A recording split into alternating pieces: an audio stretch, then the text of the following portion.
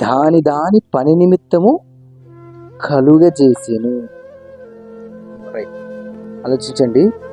భూమి మీద కనిపించే వస్తువు ఏదైనా సరే, భూమి మీద కంటికి కనిపించే వస్తువు ఏదైనా సరే, మనం వాడుకునే చెంబులు కానివచ్చు, తినే ఆ ప్లేట్స్ కానివచ్చు, మనం ఆడవాళ్ళు వాడుకునే ఆ స్టవ్, గ్యాస్, ఇవన్నీ ఏదైనా ఏది చూసినా కూడా ప్రతి వస్తువు దాని దాని పని నిమిత్తము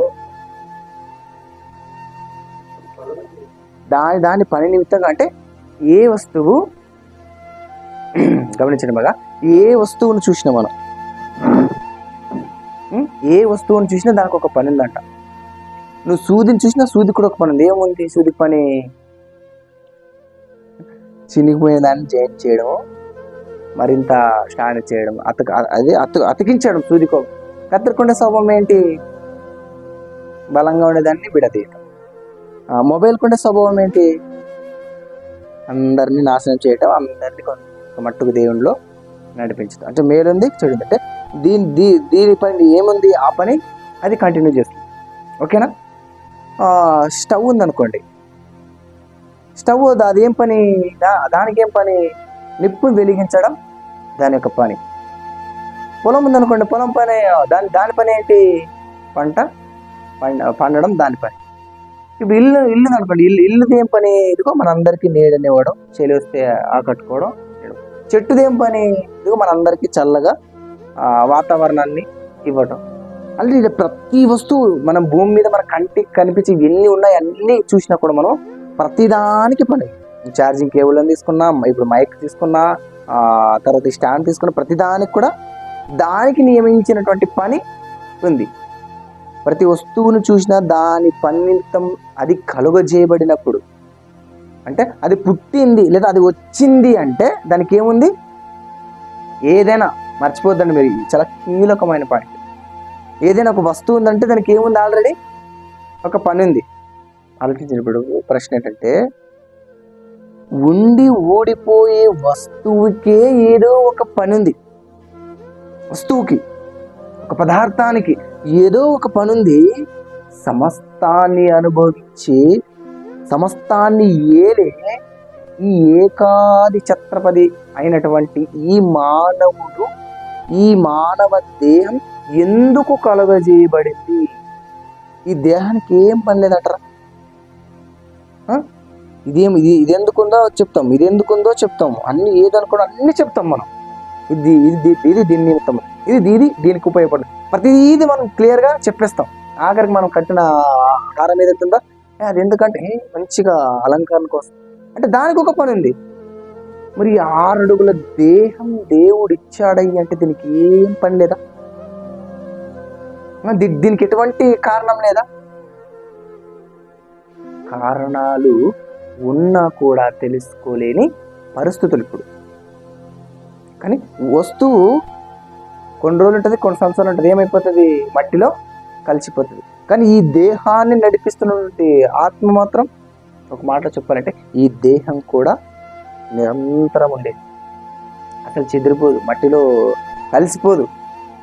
మరొక రోజుది మహాదైశ్వర్యంతో అక్షయ శరీరాన్ని ధరించుకొని మరలా వస్తుంది ఒక రోజు. అంటే నిరంతరం ఉండిపోయి ఈ దేహానికి ఏం పని ఉండదంటారా? ఖచ్చితంగా పని ఉంది. ఆ పని ఏంటో మనం తెలుసుకోవటానికి ప్రయత్నిద్దాం. ఇప్పుడు ఈ మానవుని యొక్క జీవన శైలి ఎక్కడి నుంచి ఎక్కడ ప్రారంభమవుతుంది అంటే, తండ్రి నుంచి తల్లిలోకి. తండ్రిలో సుమారుగా అంటే కొన్ని 20-30 సంవత్సరాల దాకా ఉంటాడు. ఆ 20-30 సంవత్సరాల నుండి ఆ తండ్రి నుండి తల్లిలోకి వస్తాడు.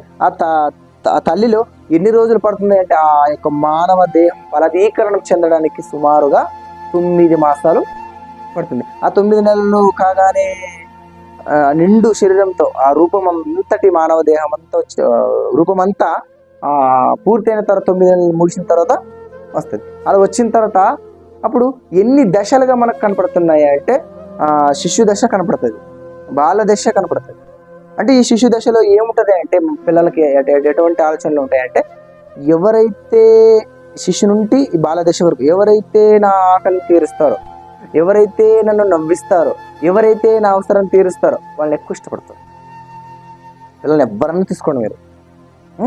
8, 9 ఏళ్ళు, 5, 6 నెలల పిల్లల నుంచి ఆ బాల్యం, ఆ పిల్లలు కాలు వచ్చి నడిచేంత వరకు ఎవరైతే ఆ పిల్లల్ని అవసరాలు తీరుస్తారో, సరిగ్గా టైంలో అన్నం పెట్టడం, సరిగ్గా టైంలో స్నానం చేయడం, సరిగ్గా టైంలో ఆ పిల్లల్ని ఓదార్చడం, ఎవరైతే అలా ఎక్కువ టైం స్పెండ్ చేస్తారో వాళ్ళని హత్తుకుంటారు. అందుకోసమే ఎక్కువ టైం స్పెండ్ చేసేది తల్లి. ప్రతి ఒక్కరు ఎవరు కనెక్ట్ అవుతారు? తల్లులకి కనెక్ట్ అవుతారు. తల్లులు కనెక్ట్ అయిన తండ్రులకు కనెక్ట్ అవుతారు. తర్వాత భాగంలో కనెక్ట్ అవుతారు. అంటే ఈ ఎక్కువ టైం ఎవరైతే స్పెండ్ చేస్తారో, ఎక్కువ ఎవరైతే ఆ పిల్లల యొక్క అవసరాలను తీరుస్తారో ఆ పిల్లలకు వీళ్ళు కనెక్ట్ అవుతారు. వాళ్ళు మాత్రమే కోరుకుంటారు. అలా బాల్య దశ వచ్చిన తర్వాత, ఆ బాల్య దశ ముగిసిన వెంటనే ఏ దశ వస్తుందో తెలుసా? కోమర దశ. అప్పుడప్పుడు ఎగిరి పడే వయసు. అప్పుడప్పుడు తల్లి అంటే ఏంటి, తండ్రి అంటే ఏంటి, సమాజం అంటే ఏంటి, చదువు అంటే ఏంటి, అన్ని రోజులు నీకు తల్లి యొక్క వాల్యూ తెలియదు, తండ్రి యొక్క వాల్యూ తెలియదు, తింటున్న ఆహారం వాల్యూ కూడా నీకు తెలియదు, నువ్వు చదువుకుంటున్న జీవితం కూడా నీకు తెలియదు, అసలు ఏం తెలియదు. అంతే, నీ అవసరం ఎవరైతే తీరుస్తారో అక్కడ వెళ్తున్నావు అంతే. ఎక్కడైతే నీకు హ్యాపీగా ఉండాలనిపిస్తుంది అక్కడ వెళ్తున్నావు. నీకు చదువు అంటే ఇష్టమో బడికి వెళ్తావు, చదువు అంటే నీకు ఇష్టం ఏది వస్తుందో అది చేస్తావు. కానీ ఎప్పుడైతే కోమర దశలోకి అడుగు పెట్టావో, ఏదైతే నువ్వు చెయ్యాలి అనుకుంటావో అది మాత్రమే చేస్తావు. ఏదైతే చెయ్యకూడదు అనుకుంటావో అది నువ్వు అసలు చెయ్యవు. అప్పుడు ఆ దశలో వెలువడే కొన్ని క్రియలు ఏమిటయ్యా అంటే, లేదా కొన్ని ప్రక్రియలు ఏమిటయ్యా అంటే, చాలా మట్టుకు ఎక్కువ దేనికి డిగ్నిట్ అవుతారయ్యా అంటే, కనెక్ట్ అవుతారయ్యా అంటే, మనం చిన్న బాల్య దశలో మాట్లాడుకున్నప్పుడు వాళ్ళ అవసరాలని తీర్చిన వారికి కనెక్ట్ అవ్వరు, వాళ్ళని సంతోష పెట్టే వారికి కనెక్ట్ అవ్వరు. ఎవరు కనెక్ట్ అవుతారు చెప్పమంటారా? ఎక్కువ ఈజీగా సైంటిఫికల్ కన్నా పరిశోధించండి, మీకుండే పరిజ్ఞానాలను మీరు ఆలోచించండి. ఎక్కువ ఎవరు కనెక్ట్ అవుతారయ్యా అంటే 6వ తరగతి నుంచి 10వ తరగతి వరకు మనకు టెక్స్ట్ బుక్లు ఉన్నాయి. ఆ టెక్స్ట్ బుక్లు మీరు చదివినా కూడా అందులో ఒక నిజం దాగి ఉంటుంది. ఏమయ్యంటే, ఆ మధ్య కాలంలో లింగానికి లింగ భేదానికి మధ్య ఉన్న తేడా బంధం ఏదైతే ఉంటుందో ఎక్కువ శాతం కనెక్ట్ అయ్యే అవకాశాలు ఉన్నాయి. ఎప్పుడయ్యా అంటే, అన్ని రోజులుగా చూస్తున్నాడు అద్దం ముందు, ఆ కోమర దశ రాగానే అలా హెయిర్ స్టైల్ చూసుకోవడం, అలా అప్పుడప్పుడు నూరు విషయాలు చూసుకోవడం, అప్పుడు తమ దేహాన్ని అంత చక్కగా ఒక రోజుకి దాదాపుగా 10 సార్లు చూడటానికి కూడా ఏమాత్రం వెనకాడు. ఎప్పుడు తెల్లారుతుందా అప్పుడు వెంట ఏదైనా ముందు వెళ్తాడు, అద్దం ముందుకే వెళ్తాడు. ఎందుకు? తన దేహం దానికి అంత కనెక్ట్ అయిపోయింది. అంటే అన్ని రోజులు లేదయ్యా అంటే అది లేదు. అట్లా కనెక్ట్ అయిపోయిన వెంటనే అప్పుడు ఎవరితో నువ్వు మాట్లాడడానికి ఎక్కువ ఇష్టపడతావయ్యా అంటే, నీ దేహం గురించి లేదా నీ యొక్క వయసు గురించి ఎవరికైతే కొంచెం కనెక్ట్గా ఉంటుందో, అది ఫ్రెండ్ అయినా సరే వేరేవైనా సరే, వానికి కొంచెం కనెక్ట్ అయ్యే అవకాశాలు ఉంటాయి. ఇంకా ఎక్కువ నీకు మనసు నిండా ఉండేదయ్యా అంటే, మన భాషలో ఇంకా అర్థమయ్యేదిగా చెప్పాలంటే, ఒక స్త్రీకి పురుషునికి మధ్య ఉండే ఆ తేడా బంధం ఏదైతే ఉంటుందో ఆ కోమర దశలు ఎక్కువ ఇష్టపడుతుంటారు. ఎక్కువ ఎవరైనా కొత్తగా ఒకరు మాట్లాడించారనుకోండి, అలానే మధ్య జారిపోతుంది. ఎవరైనా కొత్తగా ఎవరో అలా అనామకులు నవ్వారనుకోండి పిల్లలు, అలానే కనెక్ట్ అయిపోతుంటాం. అంటే ఈ లింగానికి, ఈ వర్గలింగ భేదానికి, విభిన్న లింగానికి చాలా వ్యత్యాసమైన చాలా ఉంటుంది. అంటే కనెక్ట్ అయిపోతుంటారు అనమాట. అప్పుడు కనెక్ట్ అవుతుంటే ఎక్కువ శాతం అప్పుడు ఏం చేయడానికి ఇష్టపడతారయ్యా అంటే, ఆ కోమర దశలో ఉండే పిల్లలందరూ మంచి ఏదో అది చెయ్యరు. ఎవరైనా చూడండి మీరు, రేర్ 90% మంచి అనేది ఎవరు? కోమర దశలో ఉండే పిల్లలు మంచి అనేది చెయ్యరు. ఏం చేస్తారు? అప్పుడు తన దేహంపై ఉంటున్నటువంటి ఆ పింపుల్స్ కానివచ్చు, తన దేహంపై ఉన్న ఆకారం కానివచ్చు, వాటిని చూసుకోవడం, వాటిని కొంచెం దాన్ని పెంపొందించుకోవడం, లేదా కొంచెం వాళ్ళతో ఎక్కువ మాట్లాడలేదు, వీళ్ళతో ఎక్కువ మాట్లాడడం. ఎవరైతే నీకు కొంచెం కనెక్టివ్గా నిన్ను అర్థం చేసుకొని మాట్లాడతారో వాళ్ళ దగ్గర ఎక్కువ టైంని స్పెండ్ చేస్తావు. అలా స్పెండ్ చేసే టైంలో నీకు ఏం అర్థం కావు తెలుసా? వాల్యూస్ అనేవి అర్థం కావు, ఒక విలువలు అనేవి అస్సలు అర్థం కావు, నైతిక విలువలు అనేవి అస్సలే అర్థం కావు. మోరల్ వాల్యూస్ అంటారు. అంటే నైతిక విలువలు అనేవి అస్సలు అర్థం కావు. అలా కోమర దశ దాటిన తర్వాత అలా తల్లిని విడిచిపెడతావు, అలా తండ్రిని విడిచిపెడతావు, అలా నీ చుట్టూ ఉన్న బంధువులు కూడా విడిచిపెట్టి అప్పుడు అలా ఎవరి దగ్గర తెలుసా నువ్వు? సమాజానికి దగ్గర. సమాజానికి దగ్గరైనప్పుడు ఈజీగా వెళ్ళి ఎక్కడైతే నువ్వు మాట్లాడకూడదు అనుకుంటావు, ఎక్కడైతే నువ్వు చూడకూడదు అనుకుంటావు, అక్కడే నీ యొక్క చూపు కానివచ్చు, నీ యొక్క మాట కానివచ్చు పైపెచ్చి జరుగుతుంది. అప్పుడు చిన్నప్పుడులో ఉండే ఆలోచనలు ఎట్లుంటాయి అంటే నా తల్లి దగ్గరికి వెళ్ళాలి, నా తండ్రి దగ్గరికి వెళ్ళాలి. అప్పుడు ఉండు కోమర దశలో నీ తల్లి పక్కన పడుకోవాలని, తండ్రి పక్కన పడుకోవాలి, అసలు ఏముండో ఒక ఇదేది డిఫరెంట్ అనేది వచ్చేస్తుంది. అప్పుడు ఒంటరిగా పడాలనుకుంటాం, ఒంటరిగా వెళ్ళాలనుకుంటాం, ఒంటరిగా ఏదైనా చేయాలనుకుంటాం. అంటే కలిసి పని చేయటం కానివచ్చు, కలిసి జీవించటం కానివచ్చు, ఆ ప్రేమ ఆప్యాయతలు అనేవి చచ్చిపోయింటాయి. ఏ దశలో? కోమర దశలో. అప్పుడు నువ్వు ఎక్కువ శాతం ఒంటరిగా ఉండడానికే ప్రయత్నిస్తావు. ప్రజెంట్గా మనకు కూడా సంభవించే మన జీవితాల్లో, మీరు వెనకాలంటే ఇదే సంభవించాయి. అట్లా ఈ కోమర దశ దాటగానే ఈ సైన్స్ ప్రపంచం అంతా ఎక్కువ టెస్ట్ చేస్తే పాపానికి ఎక్కువ అవకాశం ఈ కోమర దశలో ఉండే వాళ్ళే అవకాశాలు ఇస్తున్నారు. ఎందుకు అని వాళ్ళు పరిశోధనలు చేస్తే ఆ సైన్స్ ప్రపంచం ఏం చెప్తుందో తెలుసా?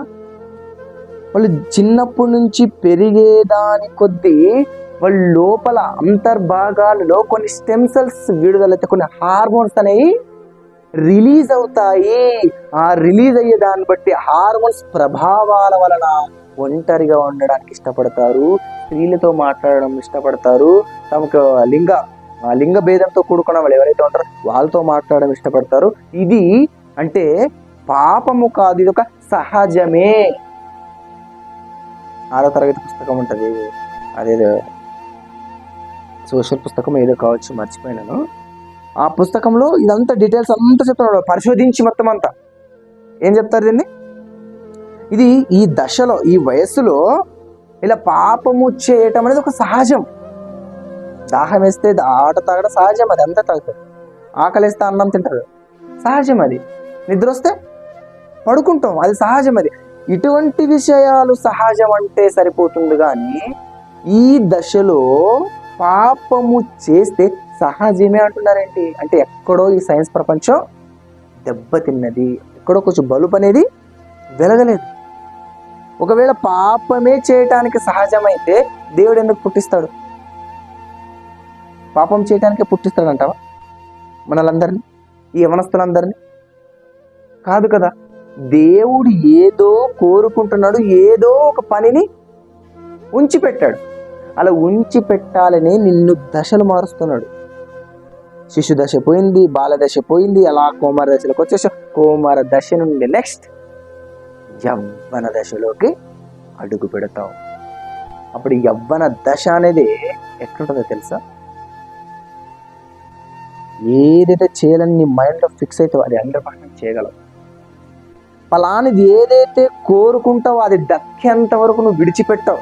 అంత సత్తా, సమర్థత, బలం ఆ వయసులో ఉంటుంది. నువ్వు రోజుకు 3 గంటలు కష్టపడి 6 గంటలు కష్టపడి నీకు అలుపు అనేది రాదు. నైట్కి పడుకొని తెల్లవారేసరికి మరలా యాక్టివేట్ నువ్వు అయిపోతావు. ఇప్పుడు ఇంతటి బలాన్ని యవ్వనంలో దేవుడు ఎందుకు ఇచ్చాడు? యవ్వనంలో ఈ బలాన్ని అయ్యే దేవుడు అంటే, పని చేసుకో, ఇంట్లో ఉండే అవసరాలు తీర్చు, ఇదిగో నీ జీవనోపాధి కోసం నువ్వు ఏదైనా చెయ్యి, ఓకే మంచిది. కానీ ఒక కీలకమైన పదం కొరకు, ఒక ప్రయోగం కొరకు నీ యొక్క యవ్వన బలాన్ని నేను ఇస్తున్నాను, దయచేస్తున్నాను. ఎందుకంటే దేవుని అంబుల పొదిలో బాణాలు ఎవరో తెలుసా? పిల్లలు కాదు.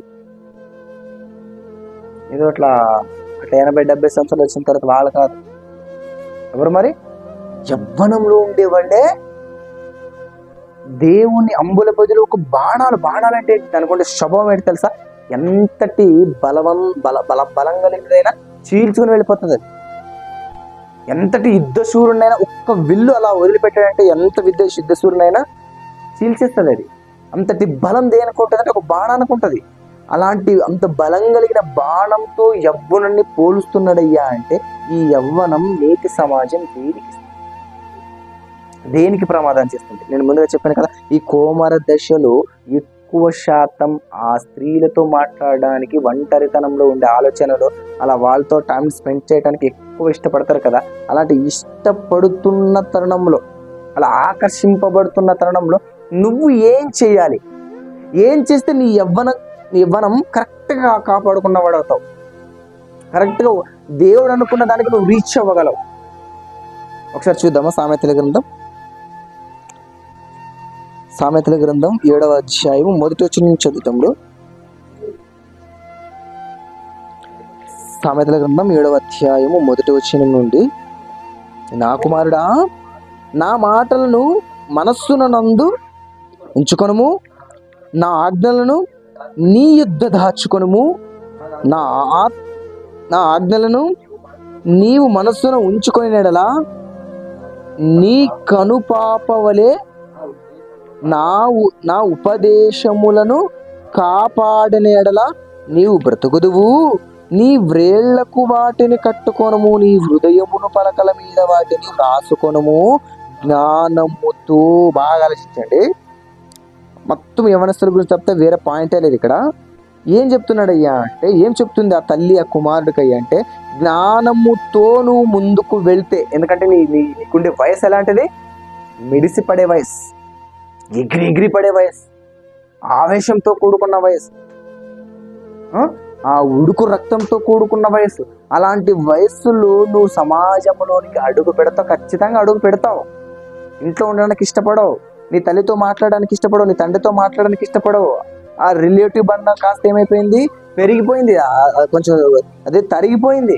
అలా తరిగిపోయేసరికి నువ్వు అలా సమాజంలోకి అడుగు పెట్టేసరికి నీకు మొట్టమొదటిగా నిన్ను ఆకర్షింపచేసేది ఏంటో తెలుసా?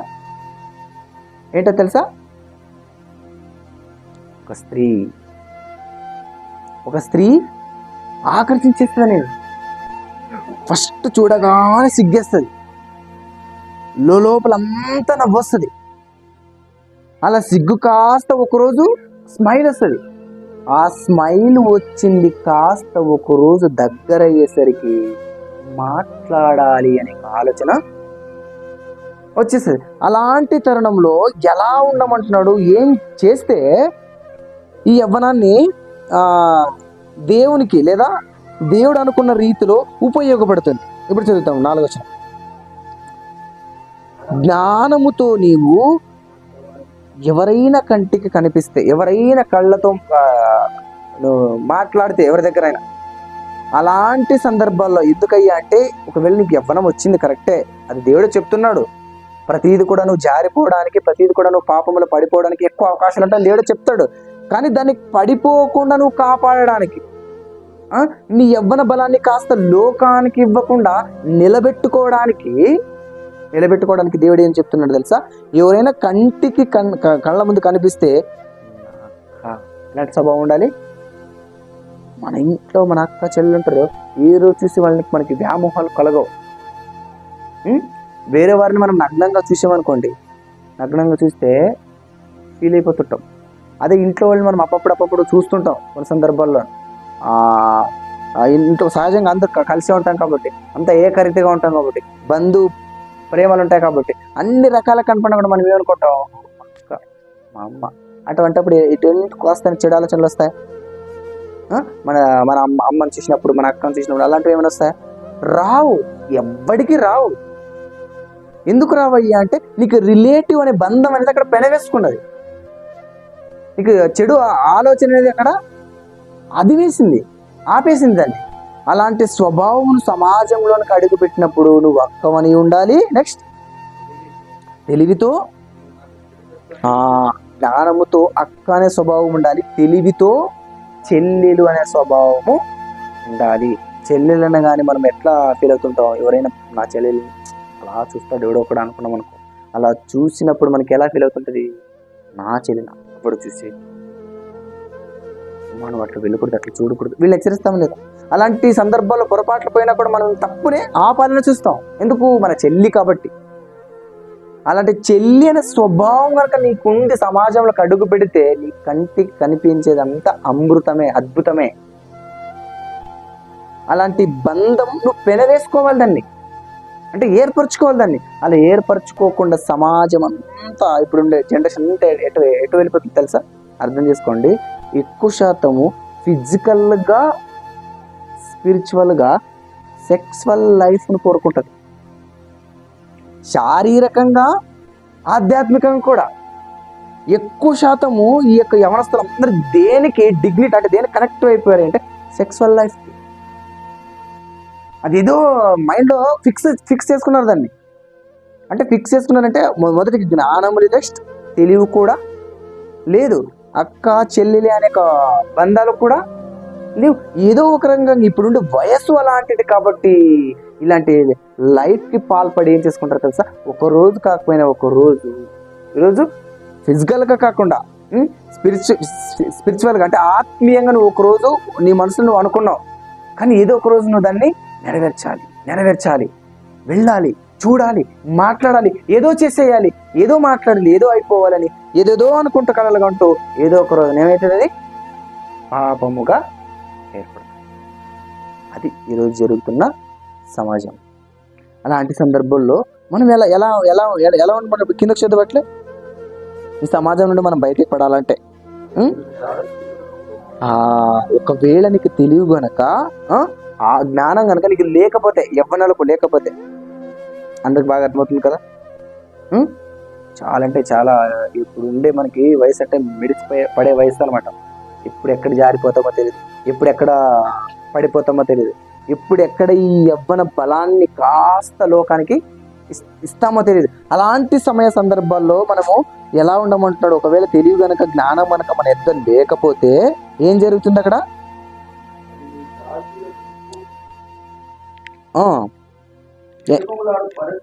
ఎన్నో వచ్చిన చెప్తాము ఒకసారి. 5వ వచనం. అవి నీవు జార స్త్రీ ఎద్దకు పోకుండాను, ఇచ్చకములాడు పరస్త్రీకి లోబడకుండాను నిన్ను కాపాడును.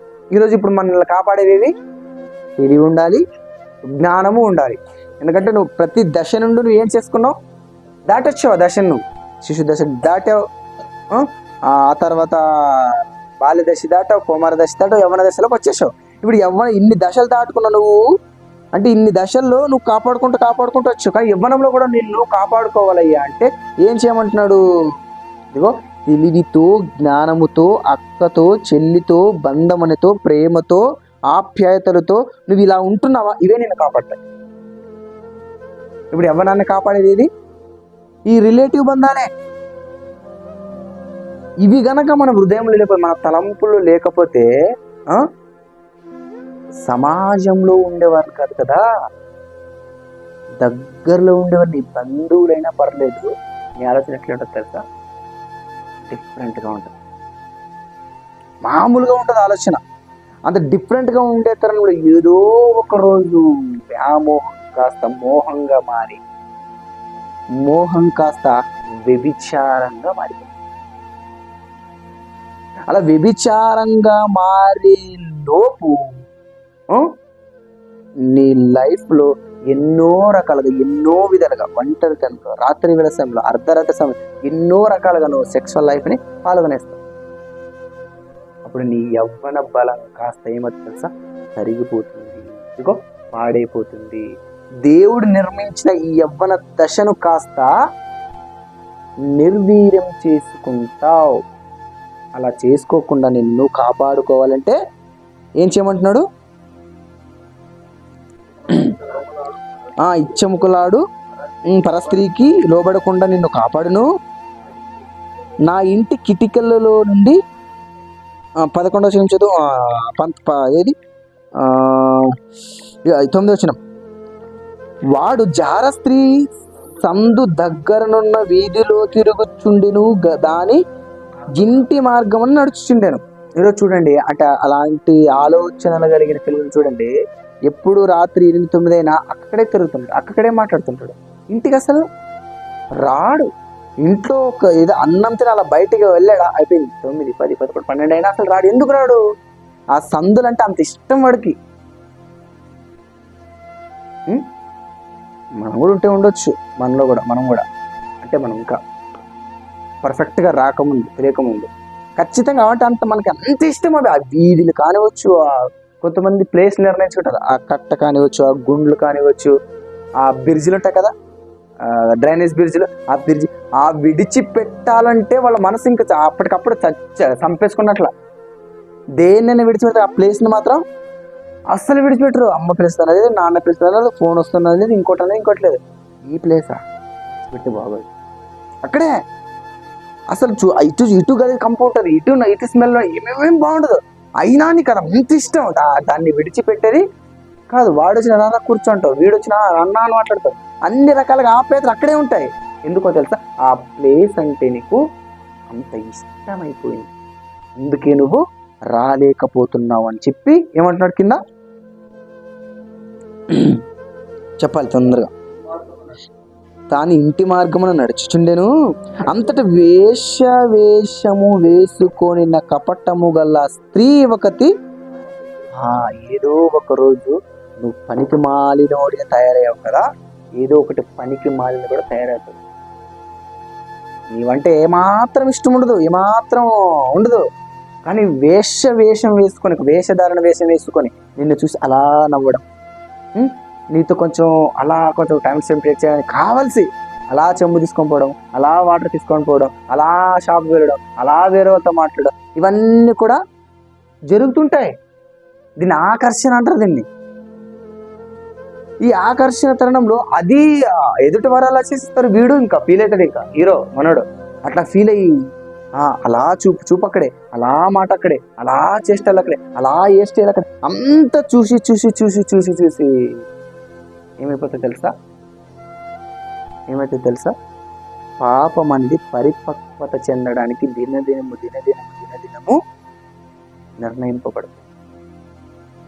ఎందుకంటే ఆ పరిపక్వత ఎలా చెందుతుంది అంటే, తల్లి గర్భంలో నీ యొక్క మానవుని జీవన శైలి అలా శుక్రకణముగా వెళ్ళి పిండముగా మారి ఆకార రూపంలో 9 నెలల మారి బిడ్డగా బయటికి ఎలా వస్తాడు, ఇది కూడా అంత సేమ్. వ్యామోహమా, చెడు ఆలోచన, చెడు మాటల, చెడు చూప, ఇంకోట ఇవన్నీ కూడా మిక్స్ అయ్యి నీ గర్భములో దినదినము పరిపక్వ చెందుతూనే ఉంటది. యాకోబు 1:15 మనకు అదే కదా చెప్పేది. చదవండి ఒకసారి. యాకోబు రాసిన పత్రిక 1వ అధ్యాయము 15వ వచనమా ఒకసారి చదువుతాడు. రైట్. దురాశ గర్భం. ఏ ఆశ అది? పరాస్త్రీ అంటేనే ఇంకా వేష అంటేనే దురాశ. ఏ ఆశలు ఉండవు, పెళ్లి చేసుకోవాలి, అబ్బాబు మా లైఫ్ బాగుండాలి, సూపర్ ఉండాలి, ఇలా బతకాలి, అలా బతకాలి, ఇలాంటివి ఏమి ఉండవు. ఎందుకంటే నువ్వు నీ యొక్క మైండ్ ఫిక్స్ అయిపోయావు, ఎలాగైనా సరే సెక్సువల్ లైఫ్ నేను కోరుకోవాలి, నేను దాన్ని ఆస్వాదించాలి, నేను ఎలాగైనా సరే అని ఇంట్లో కోరుకుంటావు, బయట కూడా కోరుకుంటావు. అలా కోరుకుని ఈ దురాశ కాస్త గర్భమును ధరించి, చూడండి గర్భం ఏది ధరిస్తుంది, ఆడవాళ్ళు తల్లులు కావడానికి గర్భాలు ధరిస్తారు, ఒకరికి జన్మనివ్వడానికి. కానీ ఈరోజు యవనస్తులందరూ దేన్ని ధరిస్తున్నారు? గర్భాన్ని, పాపాన్ని. ఆ పాపాన్ని గర్భం ధరించేసరికి 9 మాసాలు అయ్యేసరికి అది ఏమవుతుందో తెలుసా? అది పాపము పరిపక్వమై మరణమును కనును. చివరికి ఏమైతే తెలుసా? మరణపాశమే వచ్చేస్తుంది. అలాంటి సమయం సందర్భం రాకముందు ఉండాలయ్యా అంటే దేవుని ఆలోచనల ప్రకారంగా, దేవుడు చెప్పిన మాట ప్రకారంగా నేను వెళ్ళిపోవాలి. రైట్. 10 నిమిషాలు, ఇంకా 10 నిమిషాలు పుట్టిండి. ఒక యవ్వనుడు కూడా చెప్తాను. ఆ యవ్వనుడు ఎలా ప్రారంభమైంది, ఎలా మునిగిపోయింది అనేది సంసోను గారు అందరికి తెలుసా? రైట్. సంసోను గారి వాళ్ళ తల్లిదండ్రుల యొక్క ప్రభావం ఎలా ఉంటుందయ్యా అంటే, సుమారుగా 60, 70, 80, 90 సంవత్సరాలు వచ్చినా కూడా పిల్లలు అనేది అయ్యుండరు, అసలు అవ్వరు. కానీ వాళ్ళిద్దరు ఎలాంటి వాళ్ళు తెలుసా? దేవుని యందు భయం భక్తి కలిగిన వాళ్ళు, దేవుని యందు నీతిమంతులు, దేవుని పని చేయడానికి సక్రమంగా ఉండేవాళ్ళు. కానీ వీళ్ళకి పిల్లలు అనేది పుట్టినారు. కానీ ఏ రోజు కూడా వాళ్ళు దేవుని దూషింపడం లేదు, ఎడబాయడం లేదు. అలా ఉండేసరికి దేవుడికే ఆలోచన వచ్చేసరికి వాళ్ళకి ప్రత్యక్షమై ఏమంటారు తెలుసా? మీకు ఒక కుమారుని నేను అనుగ్రహిస్తాను, పుట్టిస్తాను ఒక కుమారుని. ఆ కుమారుడు ఎలా ఉంటాడు తెలుసా? ఇదిగో 20 లక్షల మంది ఇశ్రాయేలుల జనాంగం మొత్తం ఫిలిస్తీయుల చేతులు బంధింపబడిపోయారు. సరిగ్గా వాళ్ళు పని చేసిన దాన్ని బట్టి తినలేకపోతున్నారు, సరిగ్గా తమ కట్టుకున్న ఇండ్లలో నిద్ర లేకపోతున్నారు, తమ యవ్వన జీవితం అంతా బానిసత్వంలో వెళ్ళిపోతుంది. వీళ్ళ యొక్క ఆశలు లేదా వీళ్ళ యొక్క బాధలు నిట్టూర్పులు ఎలా ఉంటాయి అంటే లెక్కలేనివిగా ఉన్నాయి. వీళ్ళు బాధల నుండి విడిపించాలయ్యా అంటే వీళ్ళ బలం, ఫిలిస్తీన్ల బలం ఎలా ఉంటుంది అంటే అప్పుడు ఆ ప్రపంచంలో రికార్డు వాళ్ళు, ఇప్పుడు ప్రపంచవ్యాప్తంగా రికార్డ్ ఏదై అంటే అమెరికా. మొన్న ఇప్పుడు మాట్లాడాం కదా మనము, అమెరికా దాని బాంబులు కానివచ్చు, దాని ప్లాన్స్ కానివచ్చు, ఎప్పటికీ అంత చిక్కవు. బ్రిటన్ కానివచ్చు, రష్యా కానివచ్చు, ఇదేది అమెరికా కానివచ్చు, అంత కీలకమైనది. కానీ ఆ రోజు తెగ ఎలాంటిది అంటే ఫిలిస్తీన్ తెగ అనేది భయంకరమైనది. ఇటువంటి భయంకరమైన దశ నుండి లేదా ఈ యొక్క బానిసత్వం నుండి విడిపించాలంటే అటువంటి మొనగాడు పుట్టాలి, అటువంటి మగాడు అనేవాడు పుట్టాలి. అలాంటి మగాడు మీకు గర్భాన గుండా పుడతాడు. పుట్టిన తదనంతరం మీరు అంటే అసలు కత్తిరించకూడదు వాడిని, మీరు ఏమాత్రం ద్రాక్షరసం కూడా వాడికి త్రాగించకూడదు, చాలా పద్ధతిగా మీరు పెంచండి అనేసరికి పాపం చక్కగా దేవుడు చెప్పిన మాట ప్రకారంగా తూచా తప్పకుండా 100% అలాగే పెంచుతారు. ఎప్పటిదాకా పెంచుతారు తెలుసా? శిశు దశ అయిపోయింది, బాల దశ అయిపోయింది, యవ్వన దశ, అదే కోమర దశ అయిపోయింది, యవ్వన దశ కూడా ప్రారంభమైంది. అలా యవ్వన దశ ప్రారంభమయ్యేంత వరకు మనడు ఇంటి బయట నుండి అడుగు పెట్టలేదు. సైన్స్ బాగానే లెక్కలుంది, సైన్స్ మనకి సపోర్ట్ ఇస్తుంది. అస్సలు అడుగు పెట్టలేదు. ఏ రోజైతే యవ్వన దశం ఆరంభమైందో, అరే ఏం చేశాడు చూడండి మనోడు. న్యాయాధిపతుల గ్రంథం 16వ అధ్యాయం, స్పీడ్గా తీయండి. న్యాయాధిపతుల గ్రంథం 16వ అధ్యాయము 13వ అధ్యాయము ప్రారంభంలో ఉంటుంది. నువ్వు 14వ అధ్యాయం చదివినా ఓకే, 14వ అధ్యాయం ప్రారంభం వచ్చిన బాగా చూడండి. అక్కడ సంసోను ఎక్కడికి వెళ్ళాడంట బాగా గమనించండి. మరి మనమంతా యవనస్తులం కాబట్టి సంసోను తిమ్నాతుకు వెళ్ళి ఎవరిని చూశాడట? మీరు చెప్పండి, ఎవరు చూశాడంటవా? ఫిలిస్తీన్లలో ఒక కుమార్తెను ఒకదాన్ని చూశాడా? రైట్, చూశాడా? చూసిన తదనంతరం ఏం జరిగింది? ఆయన మనసులో ఏం కలిగాయి అంటే తల్లిని విడిచిపెట్టాడు, తండ్రిని విడిచిపెట్టాడు, ఆ యొక్క బంధాలన్నీ కూడా విడిచిపెట్టి ఒక స్త్రీని చూసేసాడు. పాపం ఆ స్త్రీని చూసేసరికి చెప్పుకున్నాం కదా, డిక్రీట్ అయిపోతారు, కనెక్ట్ అవుతారు. ఎప్పుడైనా కనెక్ట్ అవ్వాల్సిందే. అలా కనెక్ట్ అయ్యేసరికి ఏం మర్చిపోయాడు తెలుసా ఈ సంసోను గారు? ఏం మర్చిపోయాడు తెలుసా? బలమైనది, కీలకమైనది ఆజ్ఞ ఒకటి ఉంది. ఇశ్రాయేలీలో ఎవరైనా ఆడది కానీ మగాడు కానీ పెళ్లి చేసుకోవాలనుకుంటే, సంసారాన్ని మీరు కోరుకోవాలనుకుంటే, మీ యొక్క సెక్సువల్ లైఫ్ అంతా ఒక జీవిత భాగస్వామ్యానికి ఇవ్వాలనుకుంటే ఇశ్రాయేలీల జనాంగంలో తప్ప వేరే తెగల్లోకి వెళ్ళిపోవడానికి ఛాన్సే లేదు. ఇప్పుడు ఇన్ని లక్షల జనం, ఇన్ని వేల జనం ఉంటుండగా ఇన్ని వేల మంది ఒక్కటి అందమైన ఆడదుండదా? ఒక్కరు మంచి వాళ్ళు ఉండరా? ఇప్పుడు ఒళ్ళు ప్రాంతం ఉండదు, సుమారుగా అంటే ఒక 10-20 వేల మంది ఉండరు అనుకున్నాం. ఆ 20 వేల మందిలో ఒకరిద్దరు బాగుండరా? అందంలో ఉంటారు కదా. మరి వీళ్ళందరూ చూడకుండా ఈ పనికి మాలందరినీ చూస్తున్నాడంటే ఎవరు? మరి వీళ్ళు ఫిలిస్తీన్లలో శత్రువులలో అలా ఒకతని చూసేసరికి మనోడు కనెక్ట్ అయిపోయి ఏమంటున్నాడు తెలుసా? అతడు తిరిగి వచ్చి ఒకతను చూచి, మీరు ఆమె నాకు ఇచ్చి పెండ్లి అంటే ఏం ఆలోచిస్తున్నాడు చూడు. దేవుడు చెప్పిన ఆజ్ఞలను అన్ని విడిచిపెట్టి, జ్ఞానం విడిచిపెట్టి, తెలివిని విడిచిపెట్టి, ఆ బుద్ధిని విడిచిపెట్టి, ఆ సమస్తాన్ని విడిచిపెట్టి ఈమె నాకు పెండ్లికి ఇస్తారా అని చెప్తారు. పాపం వాళ్ళు ఏమంటారు? వారు నీ స్వజనుల కుమార్తెలలో గాని నా జనులలో గాని స్త్రీ లేదనుకొని సున్నతి పొందని ఫిలిస్తీన్లలో నుండి కన్యకను తెచ్చుకొనుటకు వెళ్ళుచున్నావా అని అతన్ని అడిగిరి. అందుకు సంసోను, ఆమె నాకు ఇష్టమైనది గనక ఆమె నా కొరకు తెప్పించమని తన తండ్రితో చెప్పిన. అయితే ఫిలిస్తీయులకేమైనను చేయుటకై యెహోవా చేత అతడు రేపబడెనన్న మాట అతనిని తల్లిదండ్రులు తెలుసుకొనలేదు. ఆ కాలమున ఫిలిస్తీయులు ఇశ్రాయేలులను ఏలుచుండిరి. కనీస భావాలు లేక, కనీస ఆలోచన లేక, యవ్వనం ఉంది కదని, ఇదే ఉడ్డుకు రక్తం ఉంది కదని, మిడిసిపడే వయసు ఉంది కదని ఒక స్త్రీని చూసేసరికి బంధాలు మర్చిపోయాడు, బాంధవ్యాలు మర్చిపోయాడు, ఇశ్రాయేలు రక్షించాలన్న ఆలోచనలు మర్చిపోయాడు. వీళ్ళలోనే నేను ఒకరిని చేసుకోవాలనే విషయాలు, అన్ని విషయాలు మర్చిపోయి ఎవరినో ఒక ఆడదాన్ని చూసి టెంప్ట్ అయిపోయి ఆ రోజు నైట్ వచ్చి ఉంటాడు, నానైతే ఒక దాన్ని చూశాను, నాకు పెళ్లి చేస్తారా చేయరా, నేనైతే చేసుకోవాలనుకున్న అమ్మాయిని ఫోర్స్ చేసేసాడు. వాళ్ళు ఏమంటున్నారు, కాదు ఇది మన పద్ధతి కాదు, ఇది మన క్రమం కాదు, ఇది మన ధర్మమే కాదు, ఇది నువ్వేంటి ఇలా ఆలోచన నాకు అదంతా తెలియదు. చేస్తారా, నన్ను లేదంటే చచ్చిపోమంటావా, సూసైడ్ చేసుకోమంటావా, లేదంటే దాన్ని తీసుకురమ్మంటావా, ఏదో ఒక చెప్పండి అంటే వీళ్ళు ఇంక బలవంతం చేసి, ఎందుకంటే సున్నతి పొందకపోతే ఇశ్రాయేలుడు కాదు, దేవునికి ప్రేమైన వాడు కాదు, అంటే సున్నతి లేని ఇశ్రాయేల్ని చేసుకోమంటున్నాడు ఏంటి అని ఇది ఆలోచించి దాన్ని ఇష్టపడి చేసుకున్నాడు. చేసుకున్న తదనంతరం ఏం జరిగింది ఒకసారి 16వ అధ్యాయం. తరువాత సంసోను గాజాకు వెళ్ళి వేశ్యనొకతను మరలా ఎవరు చేసేసాడు, చూసే చూపులోనే ప్రమాదం చాలా దాగి.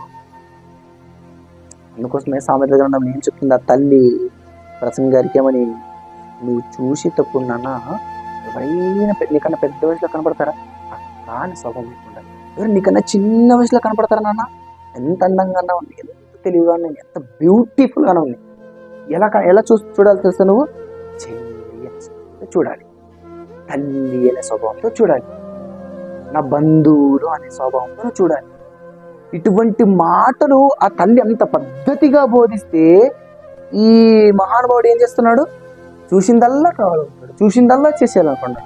అలా చేసేయాలనుకోండి, మరి చేసుకున్నావు కదా భార్య అని. ఎందుకంటే ఇప్పుడుండి వయసు మిడిసిపోయే వయసు కదా, ఉడుకురతాం కాబట్టి నువ్వు పాపంలో పడిపోకుండా ఒక బెస్ట్ సొల్యూషన్ ఏమి ఇచ్చాడయ్యా అంటే భాగస్వామ్యాన్ని చేశాడు. పెళ్లి చేసుకో, దాంపత్య జీవితంలో ఉన్నతంగా నువ్వు గడిపేసుకో, వేరే దానిపై ఇంపుగా నువ్వు ఏది కూడా ఆలోచించటానికి అడుగు పెట్టద్దు. 1 రోజు కాదు, 2 రోజులు కాదు, సంవత్సరాల తరబడి కూడా నీకు ఒక భాగస్వామ్యాన్ని దయచేస్తా. యవ్వనం ఉంది కాబట్టి, యవ్వనంలో పాడైపోవడానికి ఎన్నో అవకాశాలు ఉన్నాయి కాబట్టి నువ్వు పాడైపోకుండా, నువ్వు తప్పు చేయకుండా, నువ్వు నిలబడడానికి, నువ్వు కాపాడబడడానికి, నిన్ను రక్షించుకోవడానికి నేను ఒక స్త్రీని ఆల్రెడీ జతపరచడానికి సిద్ధపరిచి ఉన్నా. దీన్ని కూడా మిస్ అవుతావును. దీన్ని కూడా మరలా ఏదో ఒక మాట చూసుకొని, ఏదో ఒక వ్యామోహానికి గురి చేసుకొని, ఓ పెళ్ళి ఇంకా 2-3 సంవత్సరాలు, ఇంకా అది ఇది ఏదో ఆలోచనలు పడి, ఏదో ఒకదాన్ని చూసి ఒకదాన్ని ప్రేమించాలి, ఇంకా ఇలా కన్ఫ్యూజ్ అయిపోయి యవ్వనం కాస్త ఇలా నిర్వీర్యం చేసేది. అలా చేసేసరికి పెళ్లి చేసుకున్నాడు కదా సంసారం, అలా పెళ్లి చేసుకున్న దాన్ని విడిచిపెట్టి వేశ్యనొకతను చూసి, అప్పుడు కనీస భావాలు కూడా ఉండవు, జాలి, దయ, కనికరం, పరాయి వాళ్ళు ఉన్నవాళ్ళు ఏమాత్రం చాలు. నీ ఆశ, నీ కోరిక తీర్చుకోవాలనే తపన తప్ప ఇంకా వేరేది ఏం కూడా అస్సలు ఉండదు. అప్పుడు సంసారం ఇప్పుడు అదే పొజిషన్లో ఉన్నాడు. అలా పొజిషన్లో ఉండేసరికి భార్య ఒకటే అయిపోయి ఒకటి ఒంటరితనంగా ఉండడం మంచిది కాదని ఆ తండ్రి ఏం చేస్తాడు తెలుసా, వేరే వాళ్ళకి ఇచ్చి పెండి. ఆ వేరేవాడు ఎవడో తెలుసా, పక్కనున్న స్నేహితుడే. పక్కనున్న ఇట్లా విలువలు కాస్త పోగొట్టుకోవడానికి యవ్వనాన్ని నువ్వు వేరే వారిపై చూపిస్తే, ఇదిగో ఈరోజు ప్రపంచవ్యాప్తంగా ఎక్కువ శాతం ఆడవాళ్ళ మధ్య, భార్యాభర్తల మధ్య విడిపోవడాలు జరుగుతాయి. విడాకులు, పేపర్లో న్యూస్ అన్ని రకాలు ఎక్కువ ఎందుకు విడిపోతున్నారు అయ్యి అంటే అక్రమ సంబంధాల బట్టి భార్యపై అనుమానం భర్తపై అనుమానం భార్య, ఇలా అనుమానాలు వచ్చేసి ఏం చేస్తానో తెలుసా, నువ్వు నాకొద్దు, నీ ఎవరితో ఉన్నావు, ఇలాంటి అనుమానాలు చాలా 70% ఉన్నాయంటే అలాంటి కేసులు. అంటే ఎందుకు ఉన్నాయి అంటే అనుమానం, అక్రమ సంబంధం. అది ముందుగానే జరిగింది కదా. సంసోను తన భార్యని విడిచిపెట్టి అలా గాజాను తిమ్నాతుకు వెళ్ళాడో లేదో, తిరిగి వచ్చే టైం కల్లా వేరేవాడితో మ్యారేజ్ అయిపోయింది. మ్యారేజ్. చూడండి ఒకసారి 15:2 సినిమా చదువు. వెళ్ళనీయక నిశ్చయముగా ఉమ్, అట్లా యవ్వనాన్ని కాస్త నీ యొక్క యవ్వన పరిమాణాన్ని కాస్త నీ యొక్క బలాన్ని కాస్త అలా నువ్వు లోకంపై అలా వెదజల్లావా, వాల్యూస్ అనేది కూడా సొంత మామేమంటున్నాడు, నువ్వు మర్రా రావు, ఇంకా ఎట్లా నువ్వు విభిచారైపోయావు, మరి ఎక్కడ వెళ్ళిపోతావు నువ్వు, ఇంకా నిన్ను కాస్త నాకు ఎక్కడ ఉంటుంది, వద్దు, నిన్న అటువంటి నాకు అవసరం లేదు. ఈరోజు అత్త మామూలు కానివచ్చు, తల్లిదండ్రులు కానివచ్చు, ఎందుకు దూషిస్తున్నారంటే క్యారెక్టర్ని కాపాడుకోలేని వాడిని దూషిస్తారంతే. క్యారెక్టర్ బాగాలేదా, కన్నారు కాబట్టి అలా నీ మీద మమకారం ఉంటుంది, లేకపోతే మాత్రం నీ మీద ఏమాత్రం ఆశలు ఉండవు, నీ మీద ఏమాత్రం అభిప్రాయాలు ఉండవు. క్యారెక్టర్ బాగాలేకపోతే, నీకు పరివర్తన బాగాలేకపోతే ఎవ్వరికి ఇష్టం అనేది ఉండదు. అలాంటి ఇష్టము లేని వాడిగా సంసోను మామ మారిపోయాడు. నీ క్యారెక్టర్ బాలేదు, నువ్వే బాలేదు, నేను వేరే వాడికి చేశాను. అప్పుడు పక్కనున్న నీ స్నేహితుడే నీ భార్యని పెళ్లి చేసుకుంటే ఎలా ఉంటుంది? అలాంటి పరిస్థితుల్లోకి మనం వెళ్ళిపోకూడదు. ఇలా సంసోను గారిని మన ఆలోచించే కదా మనం, సంసోను గారిని దేవుడు ఎందుకు పుట్టించాడయ్యా అంటే ఫిలిష్తీయుల చేతిలో నుండి ఇశ్రాయేలును రక్షించుటకు ఒక రక్షక భటుడుగా పుట్టించాడు దేవుడు. ఇదంతా మర్చిపోయి స్త్రీ వ్యామోహముల కూడా ఏమైపోయాడో తెలుసా? ఆయన బలం ఎలా తెలుసు కదా, సింహాన్ని మేక పిల్లని చీల్చినట్టు చీల్చేసేవాడు. తర్వాత ఆయన గొలుసులేసి బిగిస్తారా, మనం సూదులు కుట్టే దారం ఉంటుంది, ఆ దారాన్ని మనం ఎలా తెంపుతాం, ఎలా తెంపుతాం? సింపుల్ ఇలా అంటే తెగిపోతుంది, అలా తెంపేవాడు. ఇంకా విచిత్రమైనది ఏమో చెప్పమంటారా, కొన్ని టన్నులుండే బరువు మెయిన్ గేట్ కొన్ని టన్నులు ఉంటుంది, కేజీ కాదు 2 కేజీలు కాదు, కింటా కాదు 2 కింటాలు, కొన్ని టన్నులుండే బరువుకి గేట్ కట్టేస్తారనమాట. ఆ ద్వారానికి ఆయన కట్టేసి ఆయన ఏదో ఒక రకంగా చంపేయాలని నిర్ణయించుకోలేదు, అపవాది ఊరుకోడు కదా. అలా చంపాలని నిర్ణయిస్తే మనోడు ఏం చేస్తాడు తెలుసా, ఆ గేట్ని తెంపుకొని ఆ గేట్ని ఎక్కడికి మోసుకెళ్తాడు తెలుసా? ఎక్కడికి? కొండకి ఎక్కి మోసుకెళ్తాడు. ఆ కొండ ఎంత ఎత్తులో ఉంటుంది? 1 కిలోమీటర్ 2 కిలోమీటర్ల ఎత్తులో ఉంటుంది. ఒక 10 కేజీలు కాదు కదా, ఉత్తు మనుషులు కూడా ఎక్కడం మన చేత కాదు. కొన్ని టన్నులుండే బరువు, ఎందుకంటే ఆ సామ్రాజ్యం అనేది ఆ యొక్క ప్లేస్లో నుండి దాన్ని తీసుకొని లాక్కెళ్ళి ఆ మెయిన్ గేట్ని కొండకెక్కి లాక్కెళ్ళాడు. ఏంటి ఎంత బలం! ప్రపంచంలో యారిగిల్ల సంసోనుకున్నంత బలం యారిగిల్లంటే అదొక ప్రత్యేకం. అతనుకున్నంత బలం బాలఢ్యం ఎవ్వరికి దేవుడు ఇవ్వలేదు. అలాంటి బలాన్ని ఈయనకి దేనికి రేగిస్తున్నాడు? గేట్కే, సింహాలకే, గాడిదావుడికే దేనికి వినియోగించాడు ఈయనయ్యా అంటే పనికి మాలిన వ్యర్థమైన వాటికి వినియోగించి, ఇంకా వ్యర్థమైన దానికి స్త్రీకి వినియోగించి చేస్తున్నాడు తెలుసా? దేవుడిచ్చిన మహిమను, దేవుడు దయచేసి నా కృపను స్త్రీ వ్యామోహంలో పడి దాన్ని పోగొట్టుకున్నాడు సంసోను గారు, పోగొట్టుకున్నాడు. స్త్రీ మాట విని, స్త్రీ యొక్క లాలన మాట తెలుసు కదా, వాళ్ళ మాటలు తీయగా ఉంటాయి, స్వీట్గా ఉంటాయి. ఏ రోజు నీ తండ్రి నీ తల్లి అంత మాట్లాడినా నీకు ఏమనిపిస్తుంది? అది ఒకసారి అలా ఒక మాట వచ్చిందనుకో, గుండెకి హత్తుకొని పోయి ఇదే నా బంగారం, ఇదే నా ప్రపంచం, ఇదే నా సర్వం అని అన్నీ ఫీల్ అవుతుంటాం ఒక ఆడదాన్ని బట్టి. అలా ఫీల్ అయ్యి మనోడు ఏమనుకున్నాడు, ఇంక ఇదే నా సర్వం, ఇంక అంతే, ఇదే నా సుఖం, ఇదే నా ఆనందం అని కోరుకొని తనకుండే విషయాలన్నీ చెప్పి అన్ని పంచుకొని దేవుడిచ్చిన బలాన్ని పోగొట్టుకున్నాడు.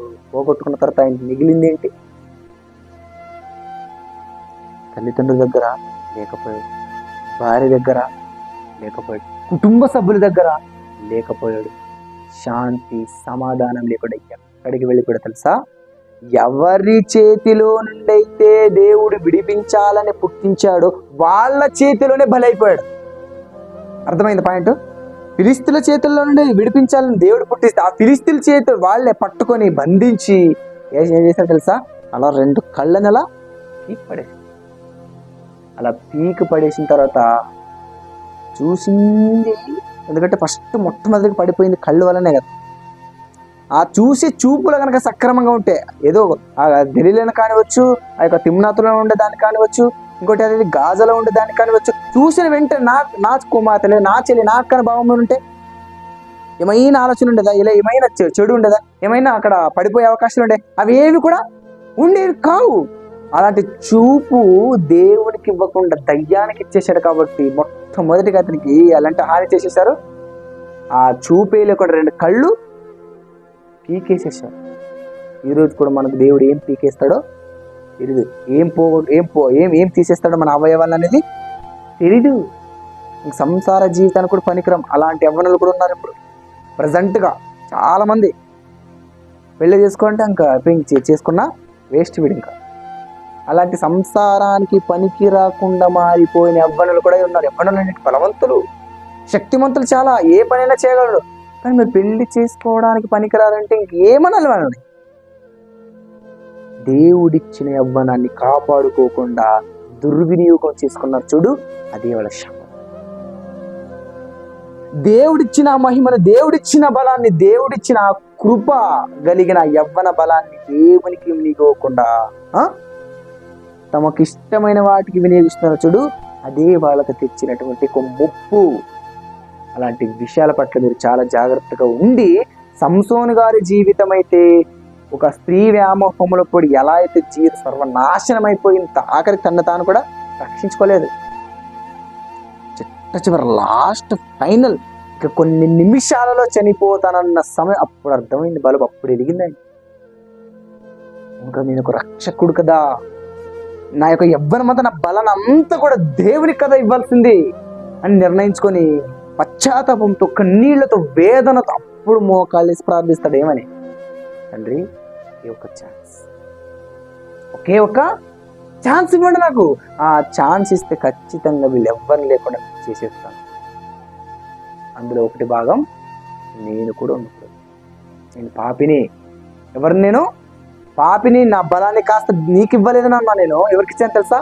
ఒక ఆడదానికి ఇచ్చేసాను, ఒక పనికి మాలడానికి ఇచ్చేసాను. నేను నా బలానంతా వాళ్ళకి ఇచ్చేసి నేను పాపిగా మారిపోయాను. కాబట్టి నేను బ్రతకడం ఇంకంత మంచిది కాదు అని తీర్మానం తీసుకొని దేవుని మహిమను మరలా పొందుకొని చిట్ట చివరి అవకాశంలో అలా చనిపోయాడు. ఆయనతో పాటు ఒక 3,000 మందిని చంపేసేసాడు.